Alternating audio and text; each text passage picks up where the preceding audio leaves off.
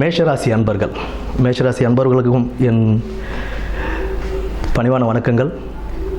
மேஷராசிக்கு சனி பயிற்சி கும்பத்திலிருந்து மீனத்துக்கு பயிற்சி அடைய போகிறார்.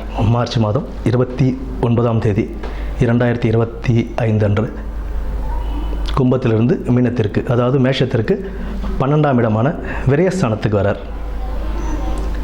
விரயஸ்தானத்துக்கு வரார் அப்படின்னா பயப்பட வேண்டிய அவசியங்கள் இல்லை.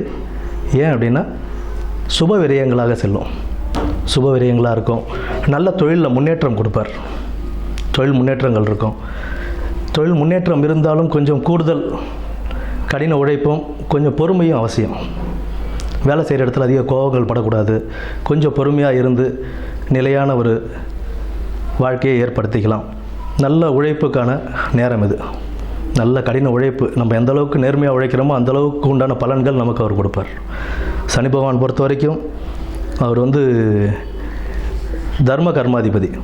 மனுஷன் எப்படின்னா, நம்ம எவ்வளோ நியாயமாக நடந்துக்கிறோம், எந்த அளவுக்கு நம்ம நல்லது செய்கிறோம் அப்படின்றத பொறுத்து தான் நமக்கு உண்டான பலன்கள் அவர் நமக்கு திருப்பி தருவார். அதனால் நேர்மையான முறையில் நல்ல ஒழுக்கமாக தொழிலை நம்ம பார்த்துக்கிட்டோம் அப்படின்னா தொழிலில் நல்ல மேன்மை உண்டாகும். அடுத்தது பார்த்தோம்னா உடல் ஆரோக்கியம் கொஞ்சம் கவனம் இருக்கணும். ஏன்னா கரெக்டான நேரத்துக்கு சாப்பிட்றது, அப்புறம் அளவான சாப்பாடு சாப்பிட்றது, அதாவது அன்டைமில் போயிட்டு அதிகமாக சாப்பிட்டு அந்த மாதிரி இது இருக்கும்போது நமக்கு உடல் உபாதைகள் கொஞ்சம் கொடுக்கும். சிறிய உடல் உபாதைகளை தான் ரொம்ப கவனமாக கொண்டு அந்த உடல் உபாதைகளை நம்ம சீக்கிரம் சரி பண்ணிக்கிறதுக்கு பார்க்கணும். அது ரொம்ப பெருசுப்படுத்திக்கவே கூடாது. மற்றபடி வேறு எந்த பிரச்சனைகளும் இல்லை.